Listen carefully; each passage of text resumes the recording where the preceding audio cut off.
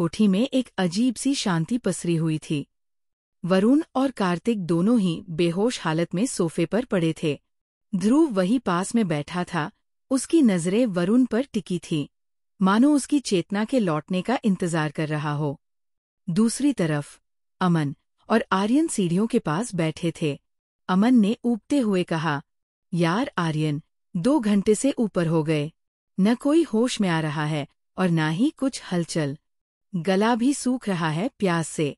आर्यन चुपचाप उसकी बातों को सुन रहा था, मगर ध्रुव अब भी गहरी सोच में डूबा था। अमन ने कुछ सोचते हुए फिर कहा, आर्यन, वो पंडित ने साफ कहा था, जिस दिन घाट पर कोई साधना होगी, चाहे वो पूर्णिमा हो या अमावस्या, उस दिन गांव का कोई भी व्यक्ति घाट की ओर नहीं जाएगा, चाहे कुछ भी हो जाए। लेकिन कार्तिक न सिर्फ गया, बल्कि पूरी एक रात वही गुजारी है। अब डर इस बात का है, कहीं उसकी ये हिमाकत किसी बड़ी अनहोनी की दस्तक न दे दे। आर्यन अब भी शांत था, लेकिन अमन रुकने वाला नहीं था। कहीं वो पुरानी कहानी वाली खौफनाक डायन फिर से जाग तो नहीं गई? अमन की बात सुनकर आर्यन झुंझला गया। तू कैसी बेवकूफी की बातें कर रहा है? उस डायन का इस साधना से कोई लेना देना नहीं है, और अगर कार्तिक का शिकार होता तो उसका शरीर ठंडा और सफेद होता, लेकिन जब हम उसे लेकर आए तो वो बिल्कुल सामान्य था। अमन थोड़ी देर चुप रहा, लेकिन फिर धीमे से बोला, शायद उस डायन ने इतने सालों में किसी का शिकार न किया हो। अब उसकी ताकत बढ़ गई हो तो इसीलिए हमें पता नहीं चल रहा हो। आर्यन ने हाथ जोड़ते हुए कहा, भाई, अब बस कर। बहुत हो गया तेरा ये डरावना तर्क वितर्क। अमन ने कहा, अरे सुन तो, ये वही कोठी है जिसमें उन्होंने उस डायन को कैद किया था। यकीन मान, उसकी रहस्यमयी ताकतें अब भी यहाँ मंडरा रही होंगी। शायद इसी वजह से हमें कुछ महसूस नहीं हो रहा। आर्यन गंभीर हो गया और बोला, ध्रुव ने साफ कहा था इस बारे में यहाँ कोई बात नहीं करेगा, ताकि वरुण को कुछ न पता चले जब तक वो खुद न पूछे। तू भूल गया क्या? अमन गलती समझकर चुप हो गया। तभी अमन ने किसी के गुर्राने जैसी आवाज सुनी। आर्यन, तूने वो आवाज सुनी? आर्यन आंखें मलते हुए बोला, अब क्या हुआ? अमन कहता है तूने अभी किसी के गुर्राने जैसी आवाज सुनी, कहीं वो डायन तो नहीं? आर्यन ने घूरते हुए कहा, अब बस भी कर, अपनी आंख और कान खोल और देख।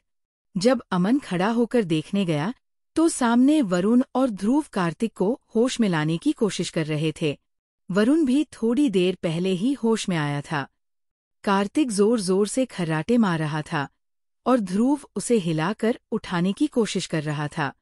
वरुण ने रोका, रहने दे ध्रुव, ऐसे नहीं उठेगा। आर्यन पास आया, तो फिर उठेगा कैसे? वरुण ने सोचा और कहा, अमन और आर्यन, इसे पकड़ो और खड़ा करो।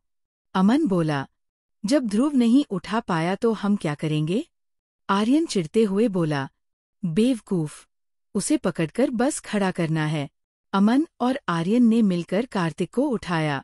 ध्रुव ने भी मदद की।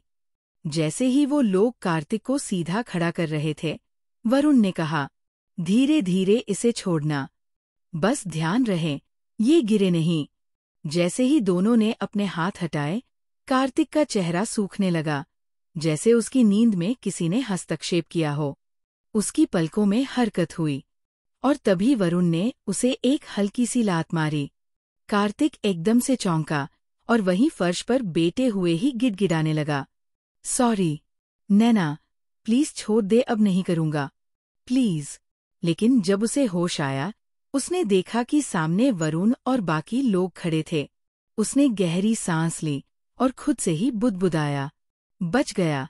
उसने अपनी पलकों को तेजी से झपकाया और देखा। एक पल के लिए सब कुछ धुंधला लगा, लेकिन फिर धीरे धीरे नजरें साफ हुईं। ध्रुव उसकी तरफ झुककर बोला, ठीक हो? होश में हो? कार्तिक एक झिझकती हुई मुस्कान के साथ बोला, हाँ, शायद। वो उठने की कोशिश करता है, लेकिन लड़खड़ा जाता है। वरुण उसे सहारा देता है और मुस्कुराकर कहता है, चल, खड़ा हो जा, तुझे कुछ दिखाता हूँ। फिर वरुण बाकी सबको इंट्रोड्यूसेस करता है। ये है आर्यन, ये अमन और ये ध्रुव, ये है मेरे बचपन के सबसे करीबी दोस्त। कार्तिक हल्की मुस्कान के साथ सभी को देखता है और कहता है, अच्छा, तो मिलना मिलाना हो गया हो तो कुछ खाने को मिलेगा? कल से कुछ खाया नहीं है। तभी ध्रुव की नज़र सीधी आर्यन पर जाती है, क्योंकि जो नाश्ता वो सबके लिए लाया था वो आर्यन अकेला खा चुका था। कार्तिक चारों ओर देखते हुए पूछता है, वैसे ये हवेली तेरी है क्या, वरुण? वरुण जवाब देता है, हाँ, मेरी है। कार्तिक थोड़ी हैरानी में बोलता है, भाई, इतनी बड़ी हवेली तुझे विरासत में मिली है और तू शहर में एक छोटे से हॉस्टल में रह रहा था? और ये तो मेरे घर से भी बड़ी है। तभी अमन बीच में कूदता है, भाई, कोठी ही नहीं, इसके नाम एक पूरी हवेली और गांव के प्रेसिडेंट की कुर्सी भी है। यही नहीं, पूरे गांव की आधी जमीन भी इसके परिवार के नाम है। वरुण तुरंत अमन को रोकते हुए कहता है, ना तो वो हवेली मेरी है और ना ही वो कुर्सी मुझे चाहिए। मेरा इस गांव में अब कोई नहीं है, बस कुछ पुराने दोस्त हैं और यही मेरी दुनिया है। कार्तिक थोड़ा संजीदा होकर पूछता है, क्या हुआ? वरुण चुप रहकर अपना बैग उठाता है और उसमें कुछ ढूंढने लगता है। अमन फुसफुसाते हुए बोलता है, कुछ नहीं। वरुण और उसके ताऊ की बनती नहीं, क्योंकि उसके पापा और ताऊ में पहल से ही दुश्मनी चल रही थी। कार्तिक सर हिलाता है, ओह, समझ गया, कहीं ये सब प्रॉपर्टी और कुर्सी के लिए तो नहीं?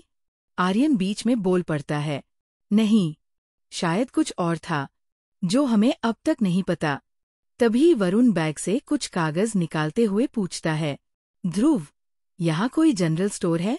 मुझे किचन की बेसिक चीजें चाहिए, हल्दी, नमक, मिर्च वगैरह।